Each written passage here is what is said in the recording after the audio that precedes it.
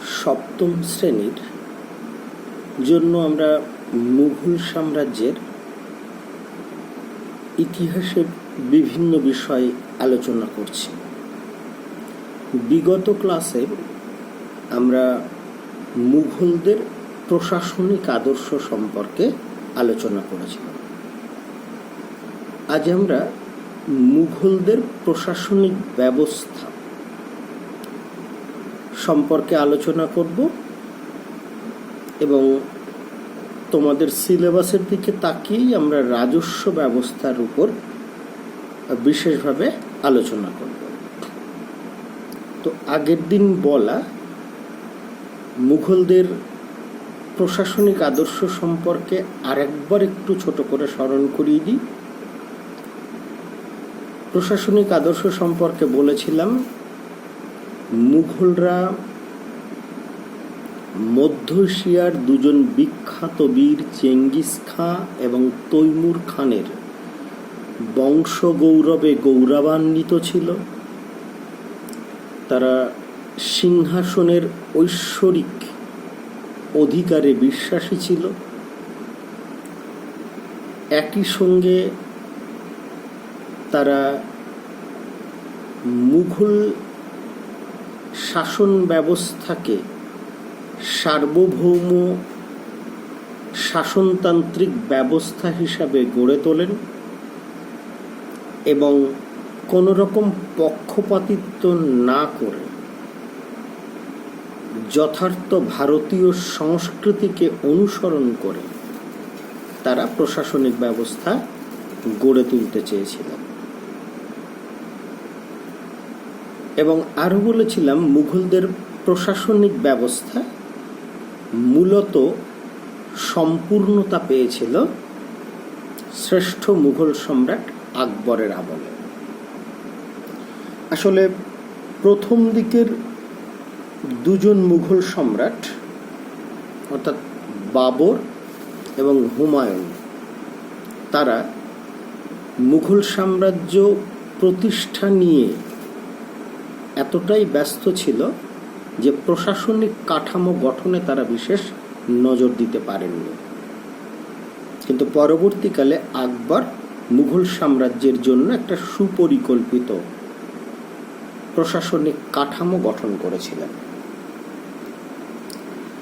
এবং এক্ষেত্রে আকবরের সামনে একটা বড় দৃষ্টান্ত ছিল আফগান শাসক শের শাহের শাসন ব্যবস্থা। তিনি শের শাহের শাসন ব্যবস্থাকেই বলা যেতে পারে অনুকরণ করে তার সঙ্গে আরও নতুন নতুন বিভিন্ন বিষয় যুক্ত করে মুঘলদের শাসন কাঠামো তৈরি করেছিলেন। প্রথমেই আমরা বলে নিই মুঘল শাসন ব্যবস্থায় সম্রাটের কি ক্ষমতা ছিল। মুঘল শাসন ব্যবস্থায় সম্রাট স্বৈর ক্ষমতা ভোগ করতেন। তিনিই ছিলেন একই সঙ্গে আইন, প্রশাসন, বিচার বিভাগের শীর্ষকর্তা। কিন্তু মুঘল শাসকদের এই স্বৈর ক্ষমতার উপরে কিছু কিছু ক্ষেত্রে সীমাবদ্ধতা আরোপ করা হতো। যেমন প্রজাদের মিলিত আবেদন সাধারণত সম্রাটরা অগ্রাহ্য করতেন না। চিরাচরিত রীতিনীতি ঐতিহ্য মেনে চলতেন এবং দরবারের অভিজাতদের পরামর্শ গ্রহণের চেষ্টা করতেন। সুতরাং স্বৈর ক্ষমতা ভোগ করলেও তারা কিন্তু সেগুলির কিছু সীমাবদ্ধতা মেনে নিয়েছিলেন এবং জনকল্যাণমূলক আদর্শের উপরে ভিত্তি করেই শাসন ব্যবস্থা চালাতেন। সম্রাটকে কাজকর্মে সহযোগিতা করার জন্যে একটা মন্ত্রী গোষ্ঠী ছিল। এই মন্ত্রীদের মধ্যে ছিলেন ভকিল বা প্রধানমন্ত্রী, উজির বা দেওয়ান বা রাজস্ব মন্ত্রী, মীরবক্সি বা সামরিক বিভাগের ভারপ্রাপ্ত মন্ত্রী এবং সদর উস সুদূর বা ধর্মীয় ও দাতব্য মন্ত্রী, এছাড়া ছিল প্রধান কাজী। মুঘলরা তাদের শাসন ব্যবস্থাকে বা সাম্রাজ্যকে যথাযথভাবে শাসন করার জন্যে সমগ্র মুঘল সাম্রাজ্যকে কতগুলি সুবা বা প্রদেশে বিভক্ত করে নেন। আকবরের সময় সম্ভবত সমগ্র মুঘল সাম্রাজ্যকে 15টি সুবা বা প্রদেশে বিভক্ত করা হয়। প্রত্যেকটি সুবাতে আবার একজন সুবাদার নিযুক্ত করা হতো, যিনি ওই সমগ্র প্রদেশের কাজকর্ম পরিচালনা করতেন। প্রাদেশিক ক্ষেত্রে নিয়োজিত হতো অন্যতম প্রধান কর্মচারী দেওয়ান। তিনি প্রদেশের শাসন ক্ষমতাকে, অর্থাৎ তিনি বলতে এখানে আকবরের কথা বলা হচ্ছে, প্রদেশের শাসনের ক্ষেত্রে তিনি সামরিক ও প্রশাসনিক দায়িত্ব সুবাদারদের হাতে দিতেন এবং দেওয়ানির দায়িত্ব অর্থাৎ রাজস্ব বিভাগের দায়িত্ব দিতেন উজির বা প্রধান দেওয়ানের হাতে। অর্থাৎ সমগ্র প্রদেশের ক্ষমতা যেন বিশেষ একজনের হাতে কেন্দ্রীভূত না হয়। এছাড়া সরকারের অন্যান্য কর্মচারীদের মধ্যে ছিলেন পরগনার স্তরের কর্মচারী, যারা শিকদার বা পরগনা আমিল ইত্যাদি নামে পরিচিত ছিলেন। কোতোয়াল ছিল নগরের পুলিশ প্রশাসনের প্রধান। এছাড়া এই কোতোয়ালদের অধীনে পুলিশ ও সেনাদল থাকত। প্রদেশে আরেক ধরনের কর্মচারী নিয়োগ করা হতো, সেটা হচ্ছে আমিল, কারকুন, পোদ্দার, ফৌজদার ইত্যাদি। এদের প্রত্যেকের এক একটা সুনির্দিষ্ট কাজকর্ম ছিল। এবার আসি মুঘল শাসন ব্যবস্থার অন্যতম দিক হচ্ছে মুঘল রাজস্ব ব্যবস্থা। ভারতবর্ষ ছিল সাধারণত কৃষি প্রধান দেশ। স্বাভাবিকভাবেই এই কৃষি প্রধান দেশ পরিচালনার জন্য মুঘলরা ভূমি রাজস্ব ব্যবস্থার উপরে বিশেষভাবে নির্ভরশীল ছিল। কেননা রাজকোষের আয় বলতে ছিল প্রধানত ভূমি রাজস্ব। যদিও মুঘলরা বাণিজ্য শুল্ক বা অন্যান্য রাজস্ব আদায় করতেন, কিন্তু মূলত ভূমি রাজস্বই ছিল প্রধান। তো এই ভূমি রাজস্ব ব্যবস্থা সুচারুভাবে আদায় করার জন্য মুঘল সম্রাট আকবর একটা প্রশাসনিক কাঠামো সুদৃঢ়ভাবে গড়ে তুলেছিলেন। তিনি এই রাজস্ব ব্যবস্থাকে সুসংহত করার জন্য টোডরমলকে রাজস্ব বিভাগের দায়িত্ব প্রদান করেছিলেন এবং টোডরমলের পরামর্শেই মুঘল রাজস্ব ব্যবস্থা গড়ে উঠেছিল।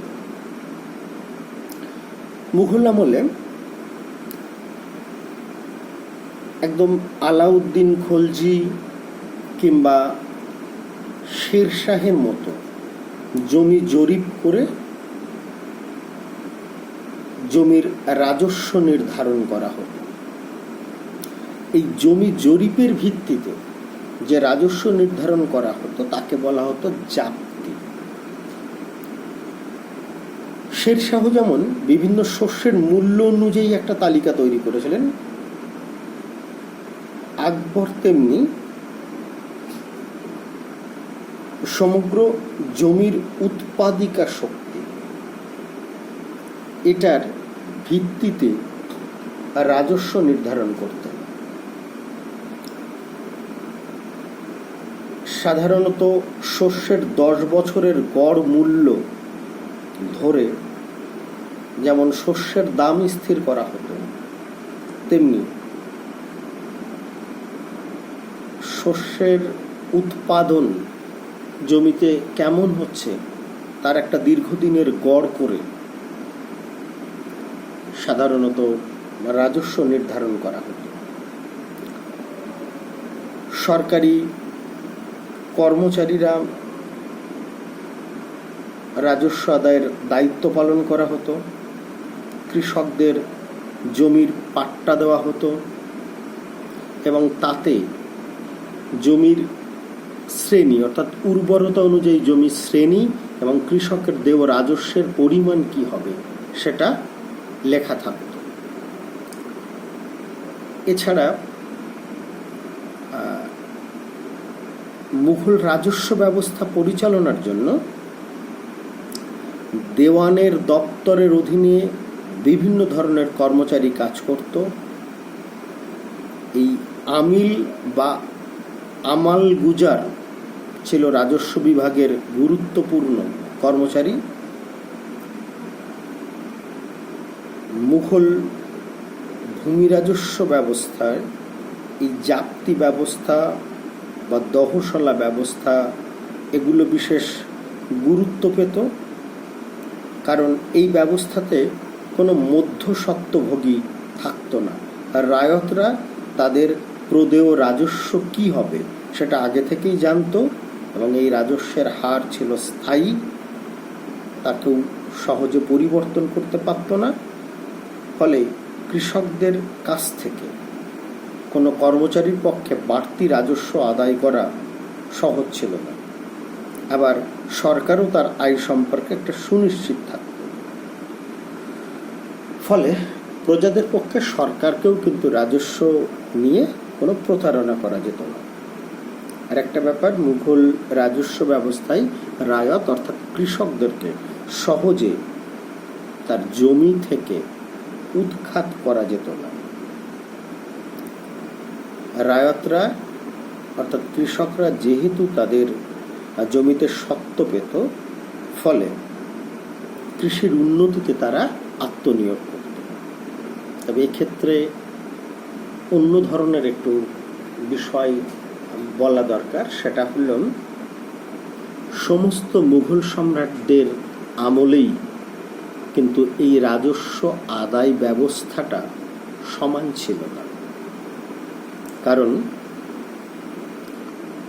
সমস্ত মুঘল সম্রাটই একই রকম জনকল্যাণমূলক দৃষ্টিভঙ্গিতেই রাজস্ব আদায় করত না। অনেক ক্ষেত্রেই অত্যাচার দেখা গেছে এবং আমরা বিক্ষিপ্তভাবে বলতে পারি যে মুঘল সম্রাটদের রাজস্ব আদায়ের কড়াকড়িতে কৃষকরা অনেক সময় জমি ছেড়ে পালাতো এবং চাষবাস বন্ধ হয়ে যেত। তাছাড়া মুঘল রাজস্ব ব্যবস্থায় কৃষকদের উপর চাপ বৃদ্ধির একটা বড় কারণ ছিল মনসবদারি ও জায়গিরদারি ব্যবস্থা। এই মনসবদারি ও জায়গিরদারি ব্যবস্থা কি ছিল এবং সেখানে কৃষকরা কিভাবে অত্যাচারিত হতো, কিংবা এই মনসবদারি ও জায়গিরদারি ব্যবস্থার প্রবর্তন কে করেন, উদ্দেশ্য কি ছিল বা এর ভালো মন্দ নিয়ে আমরা অন্য আর একটা ক্লাসে আলোচনা করব। আজকে তোমাদের মূলত একদমই সাধারণ কিছু তথ্য মুঘল শাসন ব্যবস্থা সম্পর্কে এবং মুঘল রাজস্ব ব্যবস্থা সম্পর্কে আলোচনা করলাম। তোমাদের সিলেবাস অনুযায়ী এগুলো একটু মনে রাখার চেষ্টা করলেই যথেষ্ট।